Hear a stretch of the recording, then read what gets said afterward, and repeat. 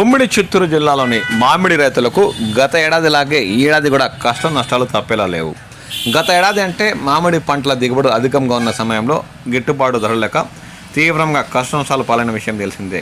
ఈ ఏడాది పంట దిగుబడులు 30-40% తగ్గిన మామిడి తోతాపూరి రకానికి గిట్టుబాటు ధరలు లేక రైతులు అవే కష్టాల పాలవుతున్నట్లు ఆవేదన వ్యక్తం చేస్తున్నారు. ఏదో ఒక ధరకు అమ్మేస్తే చాలులే, ఎందుకు తోటల్లో ఉంచుకోవాలి, కుళ్ళిపోతాయన్న దృక్పథంతో రైతులు కోతలు మొదలుపెట్టి గొజ్జు పరిశ్రమలకు, ర్యాంపులకు, మండీలకు తరలిస్తాములే అన్న సమయంలో ఇప్పుడు గొజ్జు పరిశ్రమలు, ర్యాంపులు, మండీల కాడ తోతాపూరి రకం మామిడి ఇప్పుడే కొనుగోలు చేయము, 2 రోజులు కోతలు ఆపేయండి అంటున్నారని రైతులు తీవ్రంగా వాపోతున్నారు.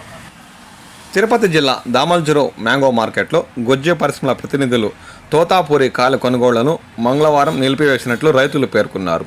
ఫ్యాక్టరీల్లోని ఛాంబర్లలో కాయలు నిండిపోవడంతో ఈ నిర్ణయం తీసుకున్నట్లు వారు పేర్కొన్నారు.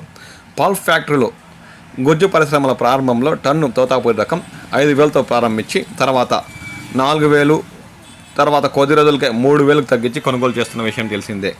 అయినా ప్రస్తుతం టన్ను 3,000తో కొనుగోలు చేసేందుకు కూడా సిద్ధపడట్లేదని రైతులు ఆందోళన వ్యక్తం చేస్తున్నారు. చెట్లలోనే ఉంటే 90% పక్కన వచ్చిన కాయలు కుళ్ళి నేల రాలే అవకాశం ఉందని, ఏ ధరైనా సరే గిట్టుబాటు కాకపోయినా కోతలు మొదలుపెట్టి కోత కూలీలు వస్తే చాలు మండీలకు, ర్యాంపులు తరలిస్తున్న రైతుల ఆశలపై నీళ్లు చెల్లేలా టన్ను 3,000తో కొనుగోలు చేసేందుకు కూడా గొజ్జు పరిశ్రమలు మంగళవారం తోతాపూరి రకం కొనుగోలు బంద్ చేయడంతో రైతులు కాస్త ఆందోళనకు గురయ్యారు. కోతలు మొదలు పెట్టిన తర్వాత సరుకు వద్దంటే ఏం చేసేదని వారు వాపోతున్నారు. గిట్టుబాటు ధర విషయం పక్కన పెడితే కోతలు మొదలుపెట్టి పూర్తి చేసిన కాయలన్నా కొనుగోలు చేసేలా చూడాలని ఈ సందర్భంగా వారు కోరుతున్నారు.